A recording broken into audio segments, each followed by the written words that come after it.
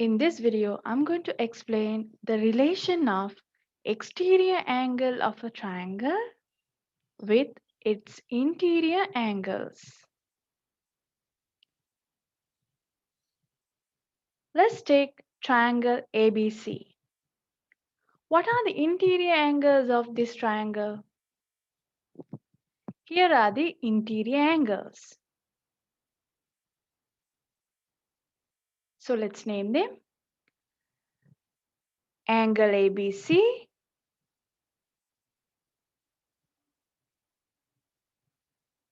then angle BCA, and also angle CAB.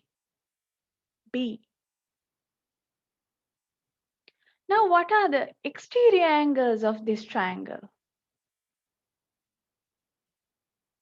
For us to identify exterior angles, we need to extend the sides of this triangle. Now here I'm going to extend side BC up to D. So this point is D. This angle, which is formed outside the triangle, is an exterior angle of this triangle. So we can name our exterior angle here as ACD. Angle ACD. Now let's talk about our interior angles with respect to this exterior angle. First, let's take this angle, angle BCA. Since BCD is a straight line, this BCA angle is an adjacent supplementary angle of our exterior angle. So angle BCA is an interior adjacent angle. The other two interior angles are actually located opposite to our exterior angle. So they are called interior opposite angles. There is a relation of an exterior angle of a triangle with its interior opposite angles. Let's try to derive this relation in a simple way. Let's take this new triangle. Now I'm going to name these interior angles as A, B, C, and our exterior angle as D. We know already that the sum of interior angles of a triangle is 180 degrees. So let's write this as an equation. Angle A plus B plus C equals to 180 degrees. Since this is a straight line, we know that angles on a straight line is 180 degrees. So we can write C plus D equals to 180 degrees.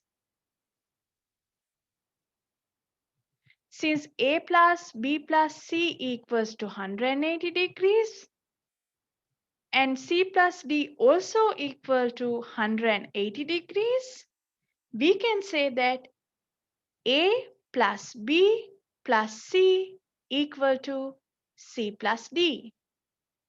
Since C is common for both sides, we can cancel it. Now the remaining angle A plus B equals to angle D. Did you notice this? Angle D is our exterior angle and angle A and B are our interior opposite angles. So this proves that exterior angle of any triangle is equal to the sum of its interior opposite angles. However, there is a formal proof of this theorem.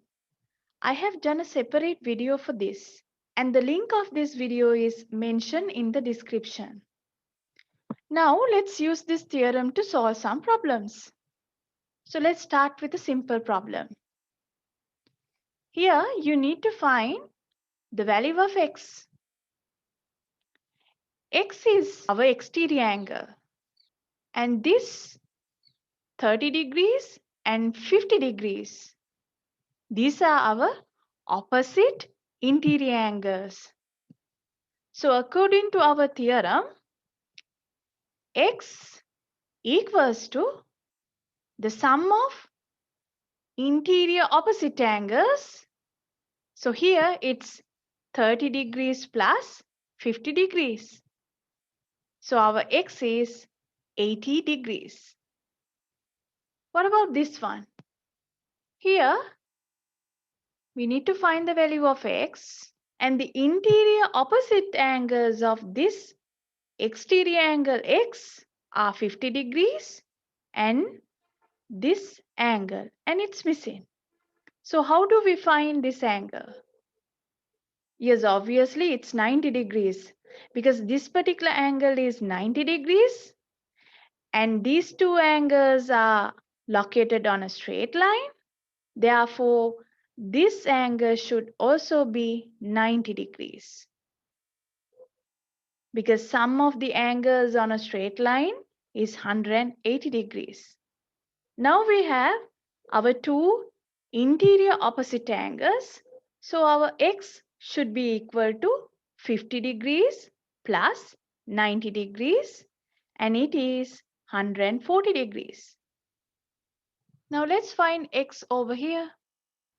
Did you notice this? Now this 120 degrees angle, it's an exterior angle, while x and 50 degrees are its interior opposite angles. So we can write this as an equation, x plus 50 degrees equals to 120 degrees. So x is 120 degrees minus 50 degrees. So you get 70 degrees as the value of x. What about x in this case? Now if this 120 degrees is an exterior angle, its interior opposite angles are this 45 degrees and this x. We can write this as an equation, x plus 45 degrees equals to 120 degrees according to our theorem. So what is the value of x? X is 120 degrees minus 45 degrees. So our x is 75 degrees. Let's try another example. Now in this case, you need to have some extra knowledge. Here you need to find x. X is over here. So how do you find it?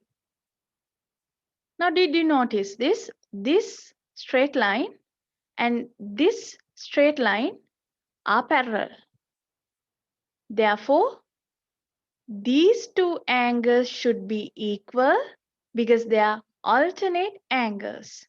Therefore, this angle should be 50 degrees. This 50 degrees angle and this x are the interior opposite angles of this 70 degrees. So we can write x plus 50 degrees equal to 70 degrees. So our x is 70 degrees minus 50 degrees. So it should be 20 degrees. X is 20 degrees. Now let's find x here. X is here. And we are also given two angles. This angle is 50 and this angle is 100 degrees. So how do we find x now? Now, because of these two parallel lines, we can say that this angle also 50 degrees. Since this is 100 degrees over here, This should be 80 degrees because these two angles are located on a straight line. This one is a straight line. Now we have the interior opposite angles of x. So x is 80 degrees plus 50 degrees. It's 130 degrees. In this case, you need to find the value of x as well as y. So we have 4 angles over here and we are given 120 angle here. So how do we find x and y? Did you notice? This x and 2x are the interior opposite angles of 120 degrees. So x plus 2x should be 120 degrees. Now we can find the value of x. X plus 2x is 3x. 3x equals to 120 degrees. So our x is 120 degrees divided by 3 and it will be 40 degrees. X is 40 degrees now.